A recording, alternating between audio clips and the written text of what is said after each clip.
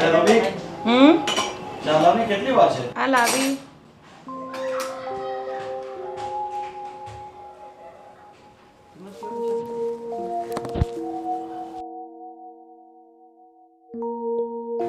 અરે નેહા, આવ બેસ ને.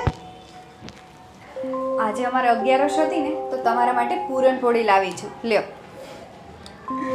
નેહાબેન, ખરેખર તમારો ધર્મ મને કાંઈ સમજાતો જ નથી.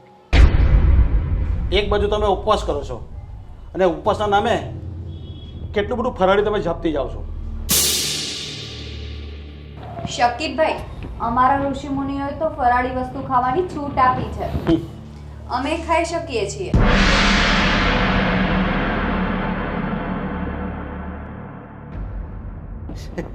નેહાબેન, તમને માફક આવે ને એવો રિવાજ બનાવી દીધો છે.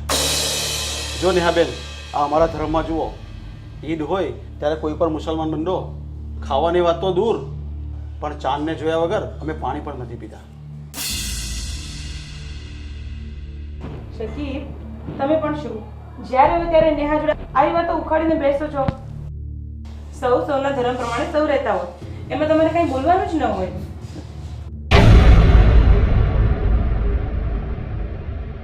અરે આ લોકોના આવા ઠટિંગ જોઈને રહેવાતું નથી ને એટલે બોલાઈ જાય છે. ઢોંગી છે, ઢોંગી બધા.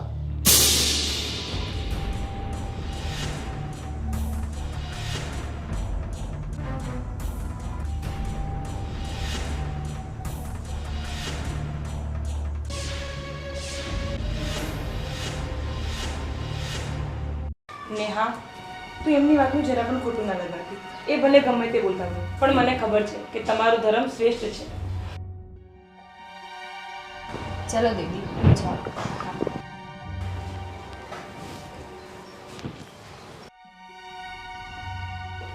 હે અલ્લાહ, લાગે છે આ શકીબ અમારા બે ઘર વચ્ચે મઝહબની દિવાલ ચણીને જ રહેશે.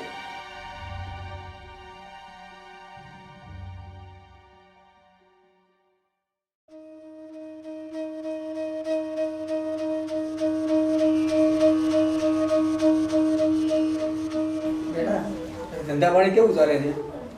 એકદમ ફર્સ્ટ ક્લાસ. ત્યાં જો ધંધામાં થોડું અત્યારે કોમ્પિટિશન છે, થોડું ધ્યાન રાખવાનું. હા, કેમ નહીં.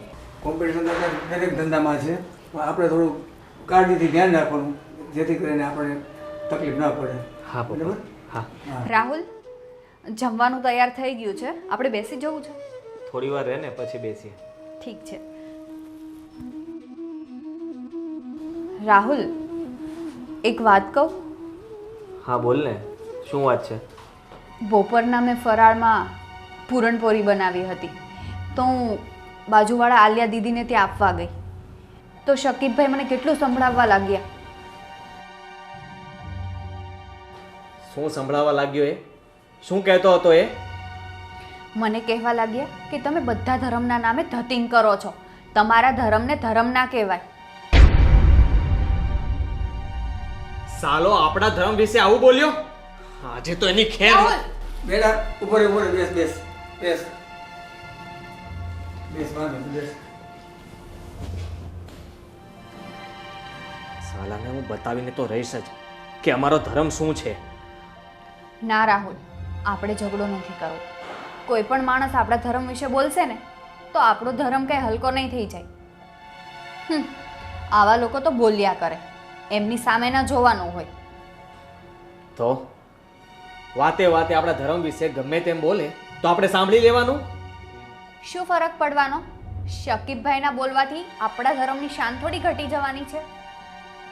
ઠીક છે, પણ એક વાત સાંભળી લે. આજ પછી તારે એ ઘરમાં નથી જવાનું. એ ઘરમાં પગ પણ મૂકતી નહીં. જવા દે બેટા, આવા બધાનું મગજ પણ ના લેવાય. ચાલ જમવા બેસી જઈએ. ચલો.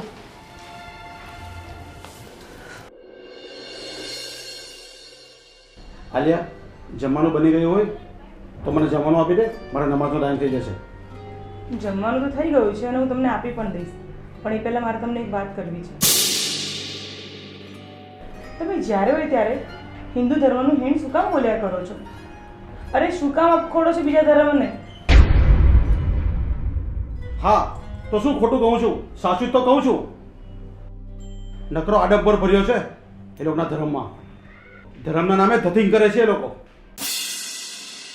ઉપવાસ કરવા, બાધા રાખવી, વ્રત કરવા, ગાયને આખા વર્ષમાં એકવાર પૂજવી અને પછી મારવી. શું આ ધતિંગ નથી તો શું છે? તમને ભલે એમનો ધર્મ ધતિંગ લાગતો હોય, પણ દુનિયાના બધા ધર્મ શ્રેષ્ઠ જ હોય છે. શું છે એમના ધર્મમાં શ્રેષ્ઠ? કહીશ મને? એમના ધર્મમાં સ્ત્રીઓને શક્તિ માનવામાં આવે છે. અરે, સ્ત્રીઓનું સન્માન કરવામાં આવે છે. અને જ્યારે આપણામાં સ્ત્રીથી મન ભરાઈ જાય એટલે 3 વાર તલાક કરીને એને છોડી દેવામાં આવે છે. અરે, એમના ધર્મમાં ઇન્સાન તો શું, પણ પથ્થરને પણ ભગવાન માને પૂજવામાં આવે છે. સાલી હરામખોર, મારા ઘરનું ખાઈને મારા ઘરનું ખોટે છે. છોડો મને. હરામખોર, મારી સામે બોલે છે. નીકળ મારા ઘરની બહાર. નીકળ.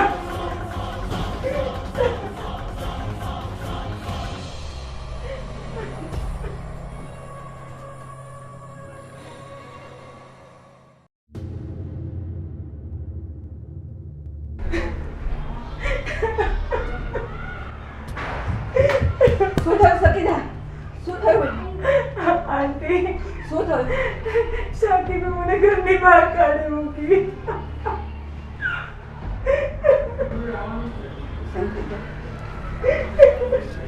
આલિયા દીદી, શું થયું? તમે કેમ રડો છો? શાકીબે મને ઘરની બહાર કાઢી મૂકી.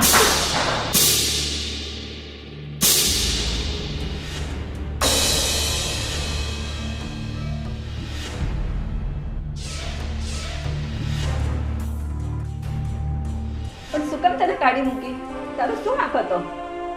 આંટી, હું શાકીબને સમજાવતી હતી કે શું કામ કોઈ ધર્મ વિશે આમ તેમ બોલ્યા કરો છો.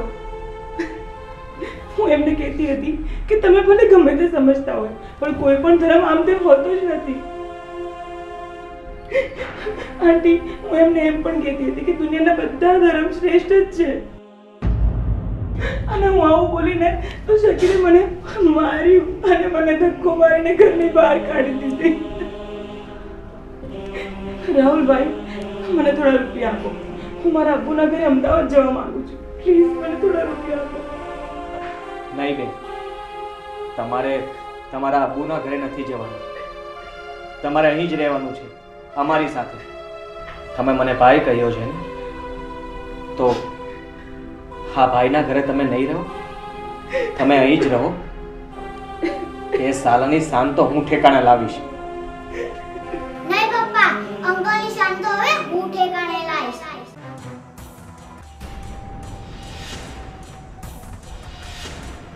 આપણા વચ્ચે ઊભી કરેલી દીવાલ હવે હું તોડી.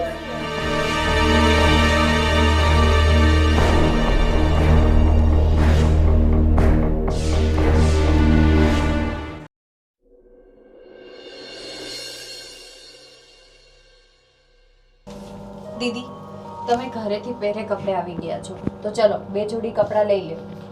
ના નેહા, મારે કપડાની કોઈ જરૂર નથી. એમ પણ 1 મહિનાથી તે મને તારા ઘરે આશરો આપ્યો છે. હવે હું તારા પર બોજ બનવા નથી માંગતી. દીદી, એમાં શાનો બોજ? તમે મારી બેન સમાન છો, હવે ના કહેતા બોજનું. ના નેહા, મારે કપડાની કોઈ જરૂર નથી. તું રહેવા દે. તમે એમ નહીં માનો. જો તમે કપડાની હવે ના પાડી છે ને, તો તમને આના સમ છે. અરે નેહા, તું રહેવા દે ને મારી બેન. ચલો, લઈ લ્યો 2 જોડી.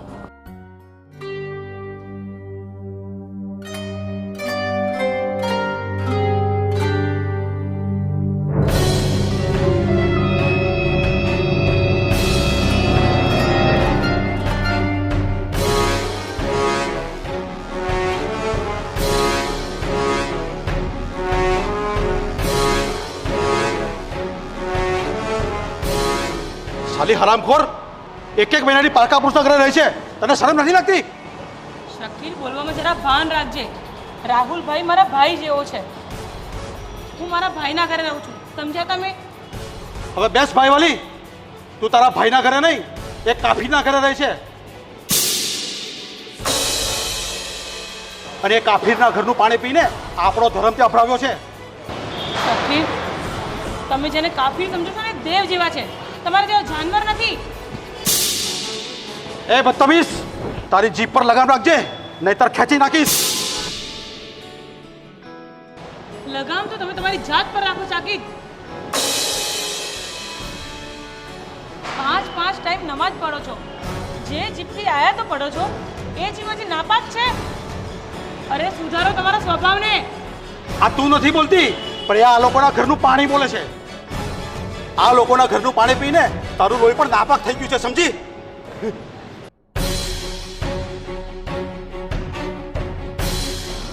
તમે એના બોલ્યા સામે ના જોવો. ચલો આપણે જઈએ. મમ્મી તમે જાઓ, મેં સકીબ અંકલને થોડું કાર્ડ બનાવીને આવું. ના, ઊભી રહે. ક્યાં જાય છે તું? ઊભી રહે, ક્યાં જાય છે?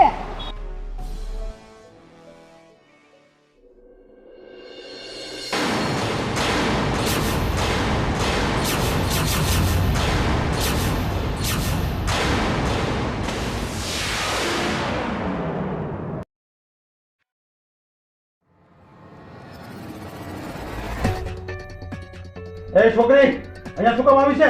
નીકળ મારા ઘરની બહાર. ચાલી જાય પણ પહેલા તમારા મગજમાં ભરાયેલી રાઈ તો કાઢી નાખું. તમારા રગરગમાં ભરાયેલું નફરતનું ઝેર હું પહેલા કાઢી નાખું. આ ઝેર નથી, આ નશો છે, મારા ધર્મનો નશો. અંકલ તમે જેને ધર્મનો નશો કહો છો ને, અમારા ધર્મમાં મગજમાં ભરાયેલું ગોબર કહીએ છે. એ છોકરી, તમીઝથી વાત કર.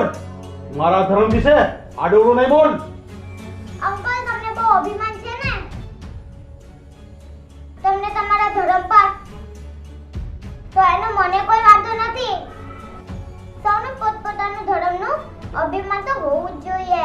કે આજે હું તમને બતાડીશ કે હિન્દુ ધર્મ શું છે.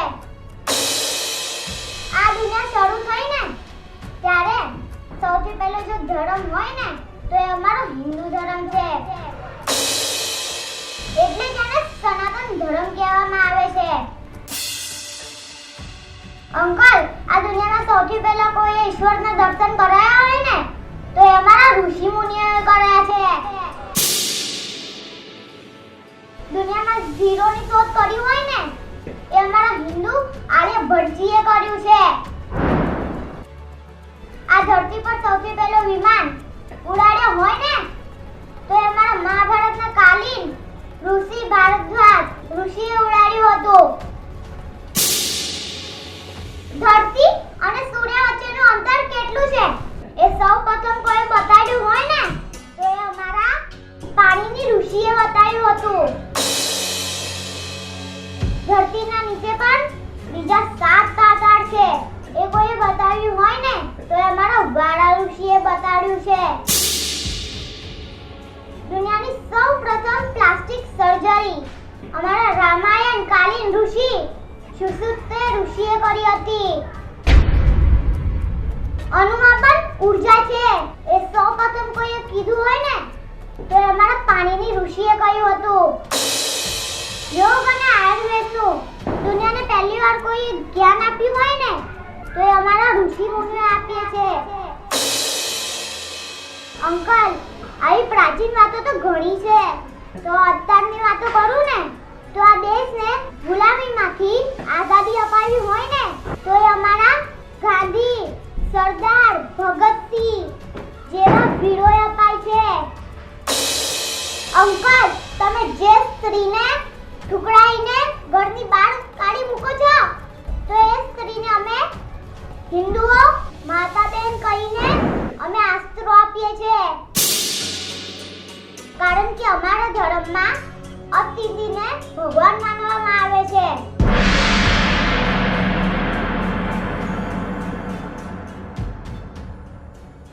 અંકલ હું તમારા ધર્મને નીચો દેખાડવા નહીં માંગતી. તમારો ધર્મ પણ મહાન છે પણ તમે સમજવામાં ભૂલ કરો છો.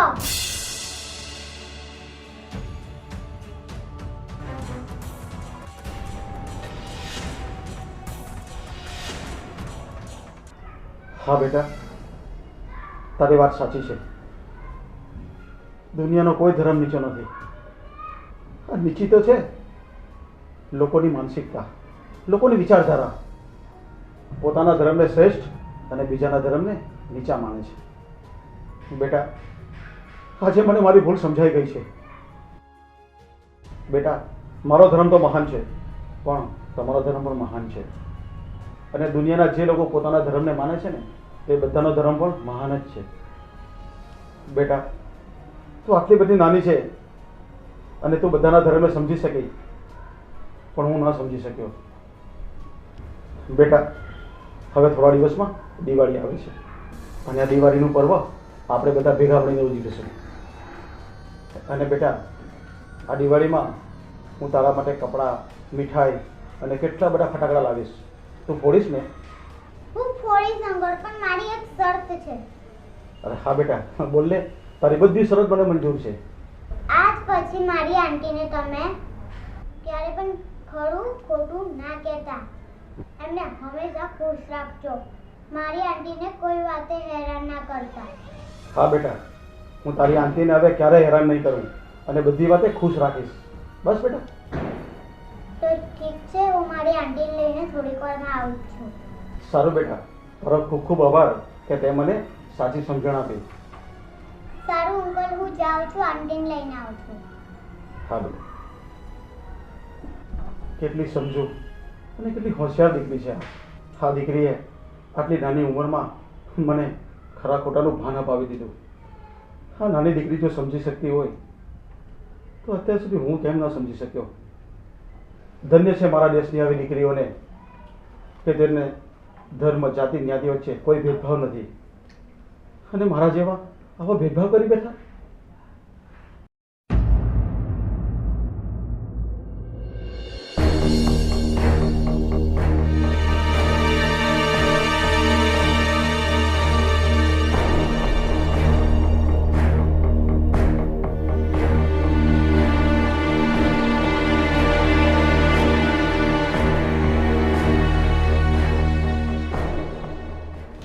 રાહુલભાઈ, મારી ભૂલ થઈ ગઈ છે, મને માફ કરી દેજો. હું આજ સુધી તમારા ધર્મ વિશે ગમે એમ બોલતો રહ્યો, પણ આજે મને ભાન થઈ ગયું છે કે દુનિયાનો કોઈ ધર્મ નીચો નથી હોતો અને એ ભાન કરાવનાર આ તમારી દીકરી છે. તમે બહુ કિસ્મતવાળા છો કે તમને આવી દીકરી મળી છે. સકીબભાઈ, તમને ખરા સમયે તમારી ભૂલનું ભાન થઈ ગયું ને, એ સારી વાત છે. રાહુલભાઈ, આજથી તમે મારા સગા ભાઈ છો અને તમારો પરિવાર એ અમારો પરિવાર. આલિયા, તું પણ મને માફ કરી દે. મેં તારો બહુ વિરોધ કર્યો છે અને મેં તેના ઘરમાંથી પણ કાઢી મૂકી હતી.